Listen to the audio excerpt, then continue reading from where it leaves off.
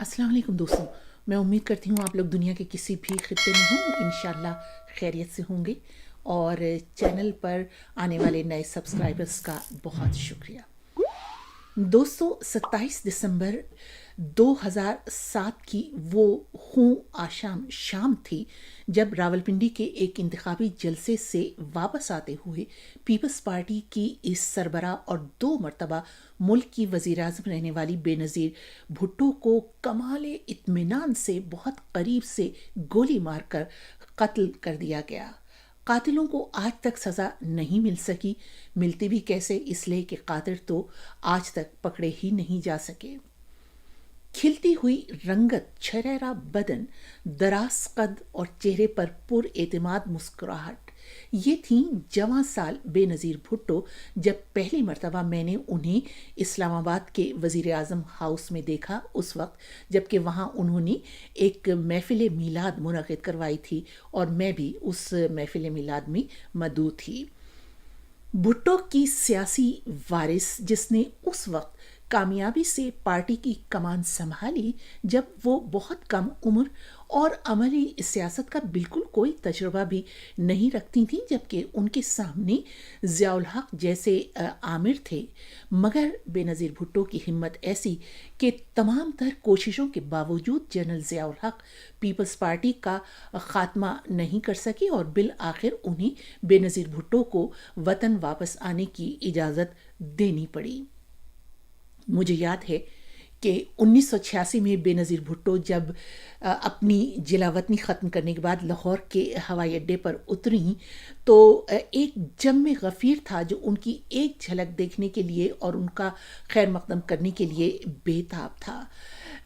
मुख्तलिफ़ अंदाज़ों के मुताबिक उस हुजूम की तादाद मुख्तलिफ बताई जाती है, लेकिन सभी अखबारात के मुताबिक कम से कम 2 लाख अफराद वहाँ पर ज़रूर मौजूद थे और उस हुजूम में से अक्सर ऐसे नारे भी सुनाई देते थे कि भुट्टो हम शर्मिंदा हैं, तेरे कातिल जिंदा हैं।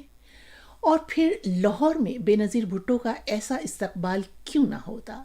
यही तो वो शहर था जहाँ पर पीपल्स पार्टी की बुनियाद पड़ी थी, और फिर यही वो शहर था जहाँ पीपल्स पार्टी के सरबराह जुल्फ़िकार अली भुट्टो का तख्ते दार की जानिब सफ़र शुरू हुआ था।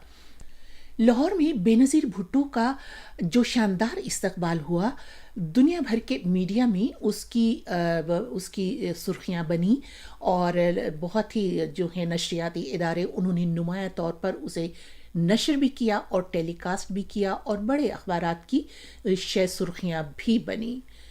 पाकिस्तान के उस वक्त के रेडियो के डायरेक्टर न्यूज़ सफदर अहद, जो बहुत ही प्रोफेशनल एहलकार थे, उन्होंने उस वक्त के सेक्रेटरी इत्तलात जो ज़ाहिर है कि एक जनरल साहब थे, उन्हें बहुत आमादा करने की कोशिश की कि देखिए ये बहुत बड़ी खबर है, इस वक्त आलमी मीडिया में ये पहली सुर्खी के तौर पर चल रही है और अगर पाकिस्तान के इस मीडिया में यानी रेडियो पाकिस्तान में ये ख़बर ना नशर की गई, क्योंकि रेडियो पाकिस्तान एक तरह से बाहर मुल्कों में भी सुना जाता था, तो ये यहाँ पर अगर इस ख़बर का मुकम्मल यानी टोटल जो है वो ब्लैकआउट किया गया, ख़बर नशर ना की गई, तो इससे बहुत बुरा यहाँ के मीडिया का तासुर बनेगा और ये अच्छा नहीं है।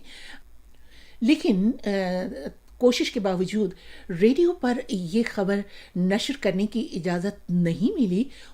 उसकी वजह ये थी कि रेडियो पाकिस्तान के ख़बरों के बुलेटिन्स बहुत दूर दराज के इलाकों तक सुने जाते थे। अलबत्ता पाकिस्तान टेलीविज़न के रात 9 बजे के ख़बरनामे में ये बहुत छोटी सी आखिर में ख़बर नशर हुई और उसके साथ एक बहुत ही मुख्तसर सी फुटेज भी चली, जो फुटेज वहाँ से बनाई गई थी जहाँ पर बहुत ही लोग कम होंगे किसी जगह पर, वहाँ की वो फुटेज बनाई गई थी। लिहाजा ख़बर के साथ ये नशर किया गया कि बेनज़ीर भुट्टो आज लाहौर वापस पहुँची तो चंद सौ अफराद ने उनका इस्तकबाल किया। ये थी उस वक्त पाकिस्तान के सरकारी मीडिया की सूरत हाल। बकौल हबीब जालिब के, डरते हैं बंदूकों वाले एक निहत्ती लड़की से। बहरहाल वो निहत्ती लड़की फिर मुल्क की वज़ीर आज़म बन गई, लेकिन वो वज़ीर आज़म बनना नहीं चाहती थी। क्यों? उनसे ही सुनिए। کیا آپ سیاست میں صرف اس لیے آئیں کہ آپ کا تعلق ایک سیاسی خاندان سے تھا؟ میرا خیال تھا کہ میں وزارت خارجہ میں ملک کی خدمت کروں، یا میں ایک ایسے سیاسی اخبار نکالوں جس سے عوامی مسئلوں کو سامنے پیش کیا جائے تاکہ پھر سیاستدان اس کے اوپر عمل کریں۔ مگر جب میرے ملک کے اندر مارشل لاء لگا تو مارشل لاء کی وجہ سے میں سیاست میں آئی۔ بے نظیر بھٹو کی سیاسی زندگی کو سمجھوتوں کی زنجیر میں لپٹا ہوا دھوپ اور چھاؤں کا ایسا سفر کہا جائے جس میں چھاؤں کے لمحات بہت کم آئے تو شاید غلط نہیں ہوگا۔